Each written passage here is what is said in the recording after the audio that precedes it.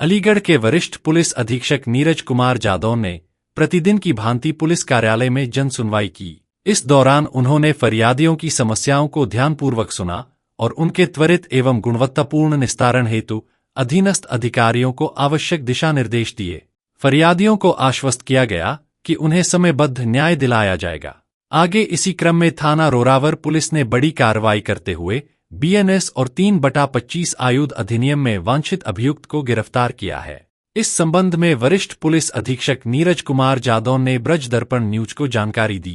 सितंबर को लगभग 9:30 बजे खेरेश्वर चौराहे के पास थाना रोरावर क्षेत्र में एक व्यक्ति, इसका नाम अभिषेक गुप्ता है, जिनकी टीवीएस शोरूम था, जिनका खैर थाना क्षेत्र में उनकी 2 अज्ञात मोटरसाइकिल सवारों ने हत्या कर दी थी। घटनास्थल का निरीक्षण वरिष्ठ अधिकारियों द्वारा किया गया था। वार्ता की गई थी मृतक के परिजनों से अस्पताल में जाकर, उनसे तहरीर प्राप्त करके अभियोग दर्ज किया गया था, जिसमें उन्होंने 2 नामजद अभियुक्तों के खिलाफ मुकदमा दर्ज कराया था, अशोक पांडे और पूजा शकुन पांडे, जो कि गांधी बाग थाना क्षेत्र के रहने वाले थे। इसमें इन्वेस्टिगेशन शुरू की गई थी और मल्टीपल टीम्स का गठन इसमें किया गया था।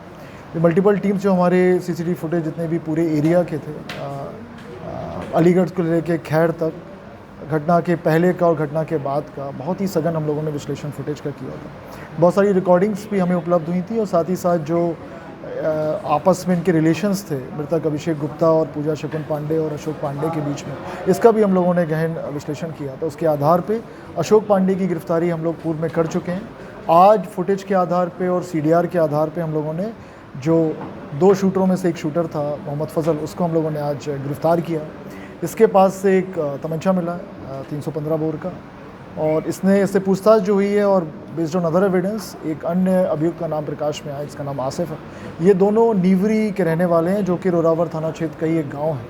इनसे पूछताछ की गई और अन्य जो तथ्य हमारे पास ऑलरेडी हमारे पास थे, उसके आधार पे ये तथ्य प्रकाश में आए हैं कि ये मोहम्मद फजल अशोक पांडे और पूजा शकुन पांडे को पिछले कई वर्षों से जानता था। उनके यहाँ इसने मकान पे कार्य भी किया था।